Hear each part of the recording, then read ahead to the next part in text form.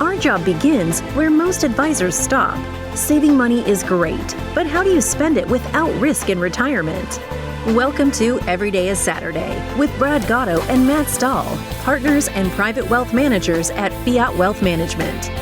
In this podcast, we aim to broaden your knowledge about the financial world we live in today and make the boring and complex financial decisions fun, informative, and educational. Join us on this journey where Brad and Matt will explore different strategies on how to spend your money without guilt and have peace of mind knowing you are spending it the optimal way in retirement. Hello, everybody. Welcome to Every Day is Saturday. I am Matt Stahl, along with my partner, Brad Gotto, and we're excited to be back for another episode. I want you all to brace yourselves. This may be the most exciting subject that we have decided to tackle. We're going to talk about budgeting. Brad, are you pumped? Well, it doesn't matter what I say from here on out. They all just tuned out. Everybody just hang in there for a second. We're going to make it exciting, we promise. And it may not be budgeting in the sense that you would normally think. There'll be a little bit of a twist. So stick around and see what we dive into here. But before we get started, Brad, how have you been? I'm good, man. And you and I just talked about this, actually. I love this time of year where it's not hot all day.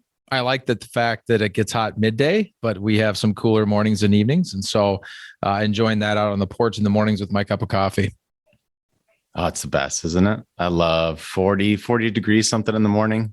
Yes. Warming up throughout the day. Yeah. And I'm a big football guy. And so I always forget how much I love it until it comes back. And then, now with college football being back, professional football being back, and it's no secret to anybody around the Fiat family or our podcast listeners, you and I are both from Iowa, both diehard Hawkeyes, and getting to watch our Hawkeyes beat two ranked teams in the first 2 weeks of the season, and now be number 5 in the AP polls. This is it right here. I don't know. I don't know how life gets. I might as well just, this is it. Doesn't get any better. Well, it's going to get better because we're going to talk about budgeting. Yeah. So we'll kick this off, and we have been in the industry for going on several years now. And so Brad and I have both seen things that have worked, seen things that haven't worked. And we also both have our own personal stories about bringing some of these techniques home. So to kick it off, I'm going to turn it over to Brad, and I'm going to let him tell his story of what's worked at home, what he's found hasn't worked at home or at the office, and then we'll switch places. Well, the story of what's worked is much, much shorter than the story of what has not worked. I'll tell you that right now. I mean, everybody that's married knows that being married and trying to figure out finances together is tough, because very rarely are you and your spouse on the same page about all the things that money should be spent on. And it's no different in my household than it is anybody else's. My wife's biggest points I will say, just for the listeners, for a little bit of fun, the biggest point of contention when it comes to month-to-month budgeting in my house is clothing. But what's interesting about it is it's not what you would expect. It's not what you think. It's not me being frustrated with my wife and all the money she spends on clothes. It's the opposite. And so I have to eat crow on that one. But we've been through a lot, and obviously your day-to-day financial, how comfortable you are relative to the income coming in and lifestyle has a lot to do with how you choose to budget. And so Christy and I have actually done everything from the envelope system, which, if you're unfamiliar, you literally build out an exact budget for every kind of line item in your life, whether that's cable TV or that's gas for the month or that's groceries for the month or whatever it is. And you build out a line item, amount for each one of those things. And let's just say it's $100 a month for groceries, which we don't know, you'd almost starve these days, but just for ease of conversation, then you put that $100 of cash in an envelope. And so at the beginning of every month, Matt, imagine this: I'm going to the bank, and I've got my spreadsheet of everything I need, how much cash I need, and how much, kind of the breakdown of the bills, right, to go into each one of these envelopes, right? Because some envelopes it's like $75, some envelopes it's $300, some $67 for this. And then you pay for everything in cash, because the idea or concept is pretty simple, right? You can't spend cash you don't have, first and foremost. Second of all, it brings you intimately involved with every transaction, right? Because the idea of living on credit or a credit card or Apple Pay now these days, or just Amazon, all you gotta do is click one button and stuff show up here. It kind of disconnects you from the purchase and from the financial aspect of it. So this is meant to, in a very tactical way, get you into every transaction. There's a lot of studies that have been done around how much less money you'll spend if you actually have to physically give the money away, right? Like instead of like swiping your card for $75, you have to give I'm a financial advisor, 3 20s, a 10 and a 5. That hurts a lot more than swiping a card does. And so I'd go to the bank at the beginning of every month and take out all this money. And I always felt like they were judging me, like they thought maybe I was like a drug dealer or something, because I'm taking out all this cash. And I have very specific breakdowns of the bill structure that I need. Like I need this many 20s, this many 10s, this many 5s. Then we put it in the envelopes. And the idea is, of course, when the money's gone out of that envelope, you're just done spending money on that thing. And so if it's an envelope for entertainment or, just fun and things like that, that just really, so I've done everything from that to having no budget and just kind of ad hoc, everything in between.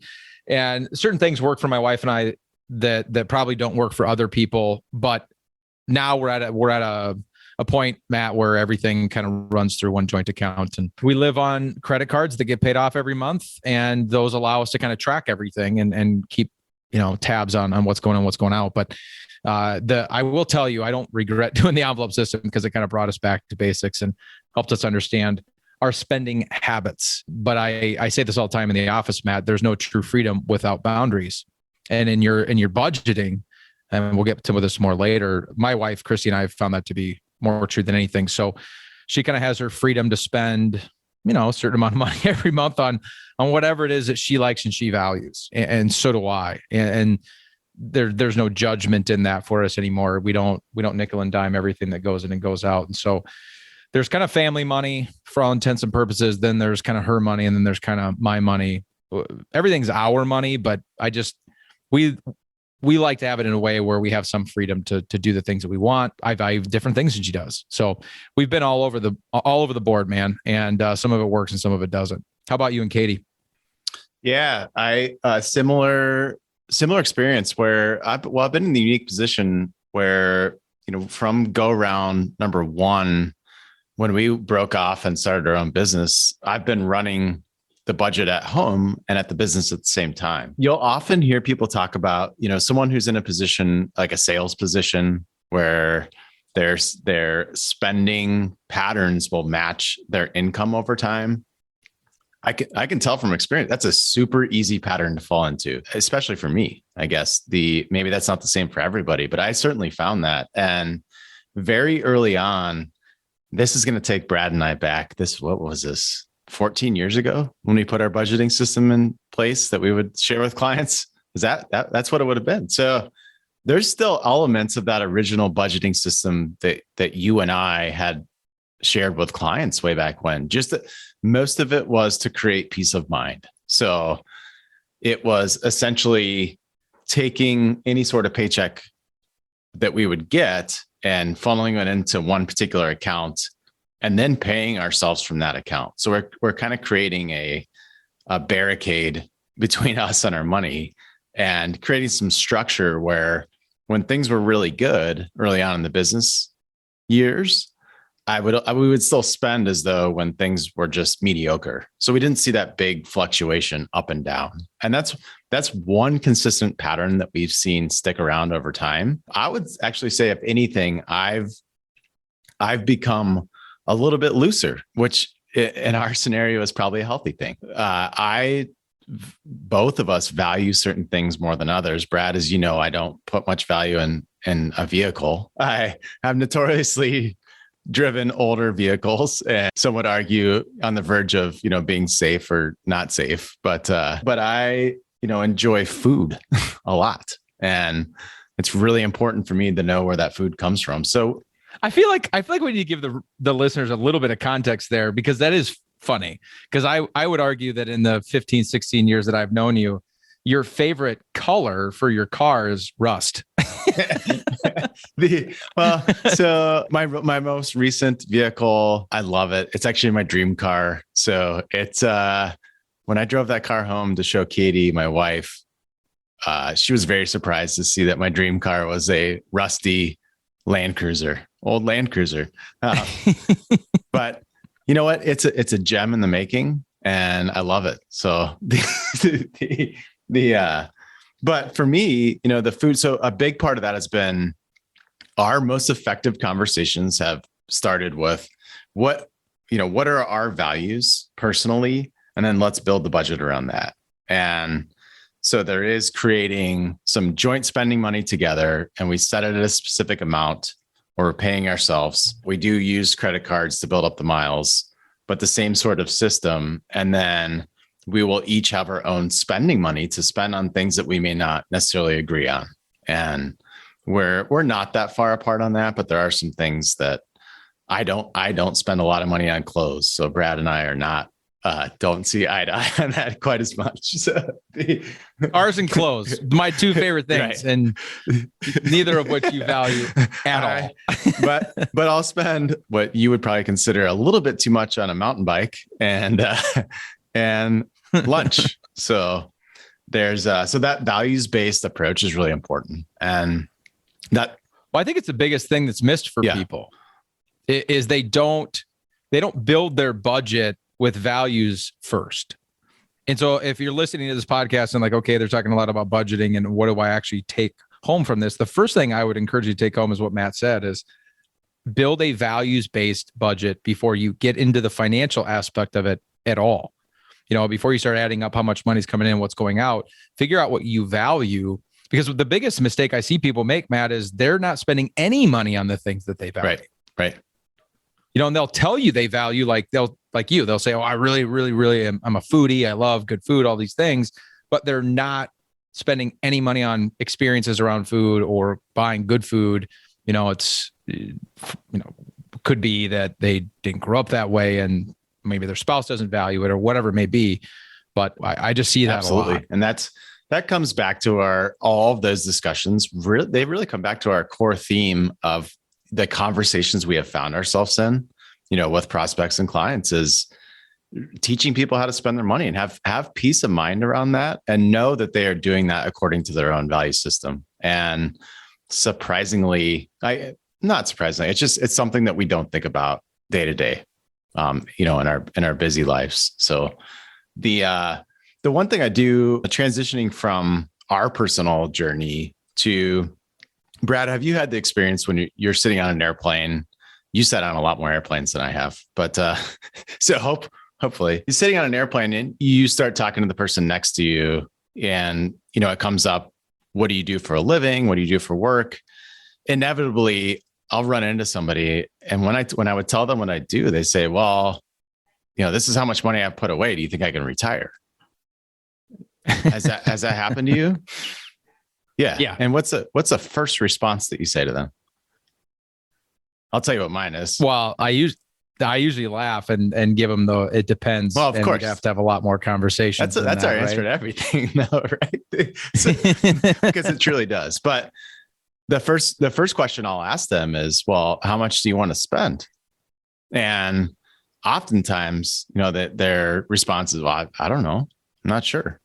And as boring as budgeting can sound, the reality of it is that is what everything else hinges on. So if we don't know the answer to that, we don't have context to build above and beyond that. And so that's usually like the back of the napkin conversation that you'll have with somebody is, they say, hey, I have $1 million put away. Do you think I can retire? Number one, yes, a lot of that depends, but the question you should be asking yourself is not necessarily how much you have put away. The first question is, how much do you want to spend? And then we'll build from there. And so I think what you and I have found is that in the conversations that we're having, that's not an issue for most of the folks we're talking to. It's not necessarily them having enough money. Would you agree? Yeah. And when you're, again, talking about budgeting, just to give a little bit more context here, the type of budgeting you and I deal with more often than the day-to-day is I have, to your point, $1 million saved for retirement, 5 million or whatever the number is. And how do I figure out how to spend that pile? It's not the day-to-day envelope system that I was dealing with this 30-year budget or more of how do I take a pile of money and turn it into a paycheck. And I go back to Matt, what I said before too. It's not even about how much you want to spend. It's most people don't know the answer to that question either. When you ask them, well, what do you want to spend on an annual basis or on a monthly basis? They just kind of look at you like, well, I don't really know. And so then you back up even further and it comes back to that same question that I had encouraged people with before, which is, well, figure out what are the things that you value? What do you want to do? And that's the crazy part to me is most people haven't thought about it that way. They've never backed up so far that they go, you know what? I don't know if I've ever connected my values to actually how I spend my money. It's just been kind of this ad hoc, life comes at me. I spend my money the way that life determines that I spend my money. I've never kind of taken control over my day to day and said, you know what? I really like to golf. And I've never really gone out and spent a bunch of money on experiences related to golf for whatever reason. Or I really like to travel with my wife or whatever these things are. But how do I reverse engineer my life and my budget in a way that matches my values? Yeah, that's a great point. So in the conversation, you've had more of these conversations than I have recently. What do you if you're sitting across from somebody who's thinking about becoming a client of Fiat, how do you see that breakdown? So say they have a pile of $3 million, just for example. I'm trying to give you a easy layup here, but what kind of conversation do you have with them to start putting that in the buckets or silos, or can you walk us through that a little bit? Yeah, absolutely. Well, everybody's got the nuts and bolts of what it takes to make the engine run. So everybody's got the non-negotiables. Well, if they have a mortgage, that's a non-negotiable. Your utilities are non-negotiables, a certain amount of food. I mean, it's kind of the core of what it costs your family just to maintain. And so if you start there and kind of figure that out, which is usually pretty easy, right? Most people know what their non-negotiables are. Maybe they've never sat down and actually added it up, but that's a really, really easy place to start. Then the really fun part of the conversation comes in. And I always tell people, just have fun with this part of it. Don't be practical. Okay. We can add the practicality later. Tell me what you want to do. I don't care if you think you can afford it. That's not what I'm asking you. I think one of the biggest problems is people have been scared away from like dreaming and they're always starting with the practical of like, I don't know if I could do that. The reason you don't know is because you've never actually looked into it and thought about it. And so that part of the conversation becomes really fun. And you get, then all of a sudden, without even knowing it, people's values come out. Well, I've never done this, or I really want to do this, or, I've been waiting 40 years to make this happen, and all of those things. And then you can reverse engineer that into money. And then of course you can reverse engineer that into, if that's affordable for a client with $3 million to be able to do. And quite frankly, it's going to be so different for everybody, Matt, because that $3 million client, $3 million relative to the pile of money that they've saved outside of Social Security and pensions may have a very small, monthly nut to cover to kind of maintain, right? Some people it's $3,000 a month. Some people it's $10,000 a month before they get to have any fun because they've built a core life that just costs that much to run. And so not all $3 million is created equal, Matt, but it's step one, figure out what the nuts and bolts are to run your life, and then start dreaming and then back it off. Don't start with the practical, start with the dreams, and we'll figure it out from there. All that reverse engineering sounds exhausting. It's a lot of reverse engineering. It is, but that's what we're here for. And quite frankly, it's fun. It's like being a detective and solving a crime, or putting a puzzle together and getting to put the last couple of pieces in and all that kind of stuff. Because when you think about it, Matt, really at the core of what we do is I'm of no value to my client and the families that we work with in figuring out what those core expenses are, because that's just math, right? And whether they figure that out on their own or not, they could. And the biggest value I can add is force them to dream and help them figure out how to make that happen. Because one of the scariest, I guess I should say, places to be in life, Matt, is you don't know what you don't know. And one of my favorite questions to ask of all the people that I kind of interact with in my life, just for me personally, not talking about the families that we work with here at Fiat right now, is, well, tell me what I'm missing. because they'll say, well, what do you want? And I'll say, well, tell me what I can have. Because maybe I'm not even gonna know to ask the right question. Maybe I don't know that something's even possible. So you tell me the world that exists because you're the expert in this area. And that's the funnest part, I think, of what we do when it comes to this quote unquote, it's almost a cuss word in our industry, budgeting, is getting people to think way beyond that and say, just tell me what you want and I'll tell you if it's possible. But don't limit the possibilities, because there may be a way to get this done that you're just unfamiliar with.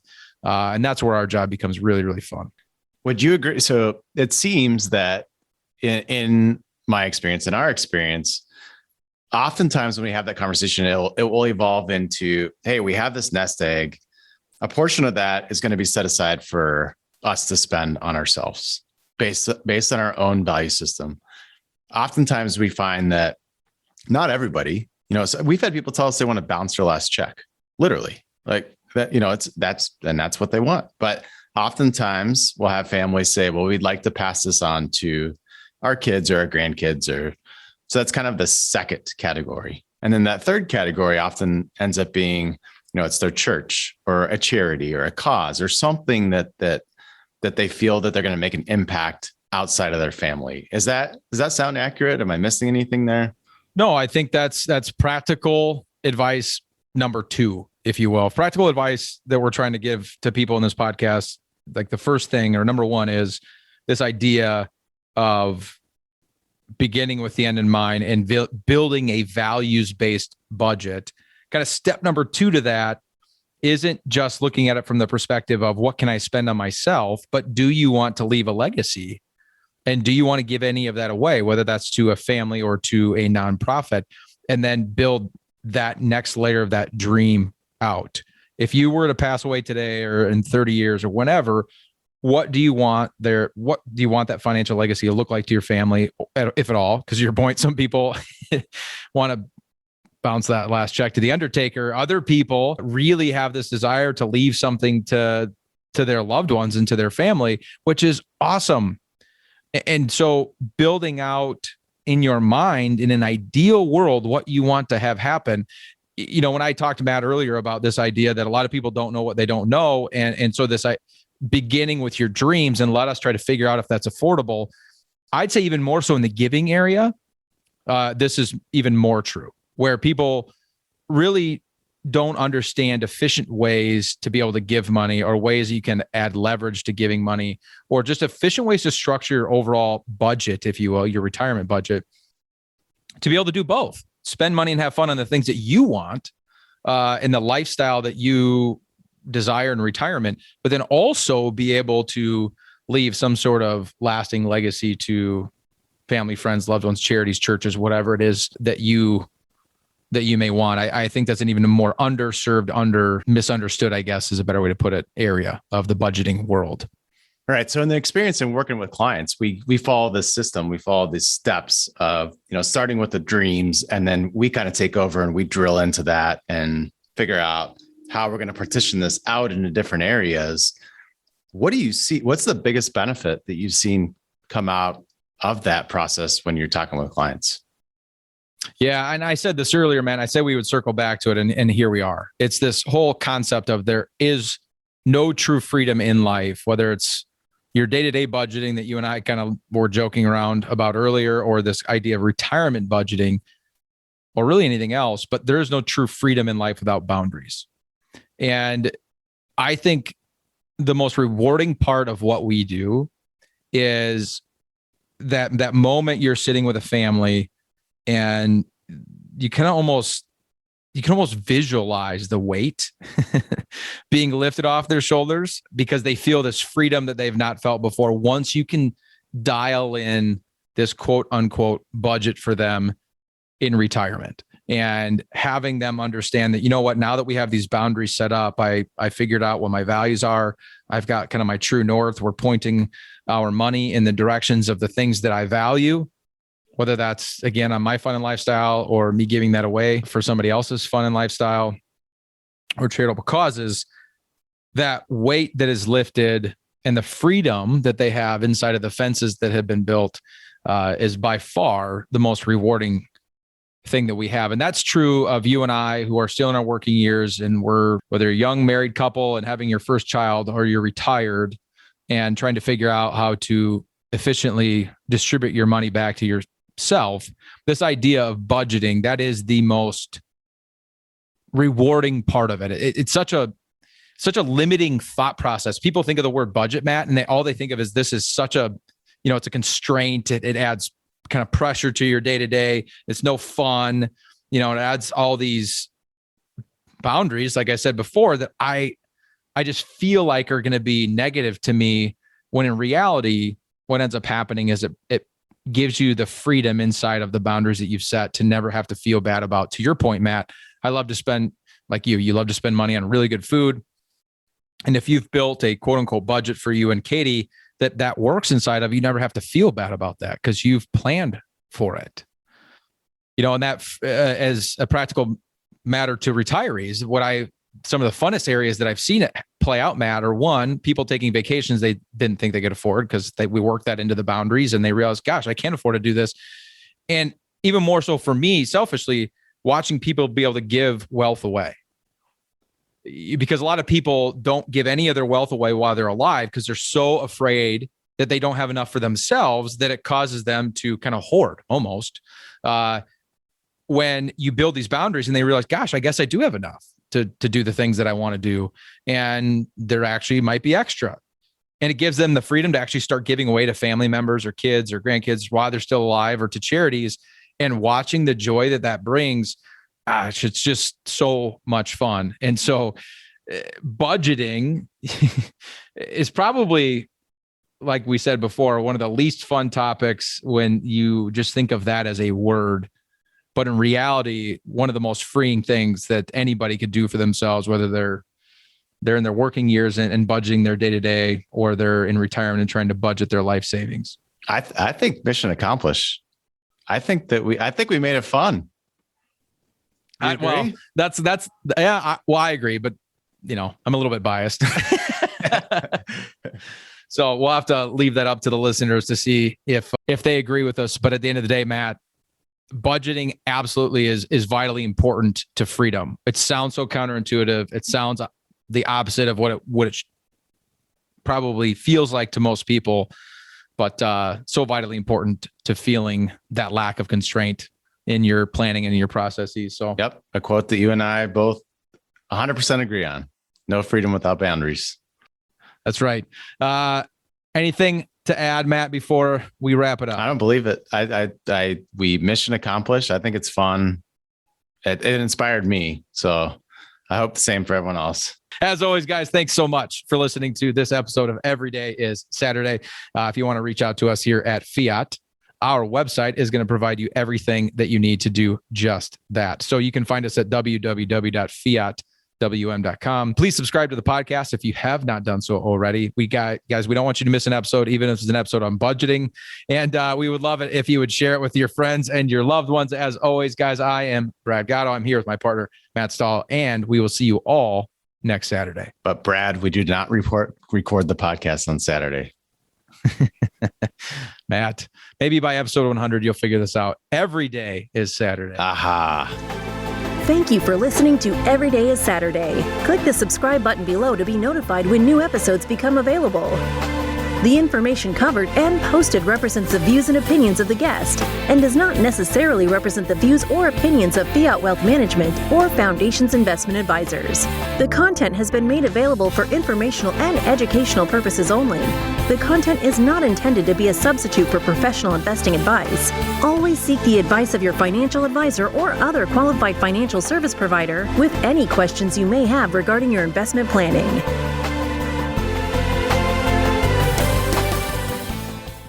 Investment advisory services offered through Foundations Investment Advisors, LLC, an SEC registered investment advisor.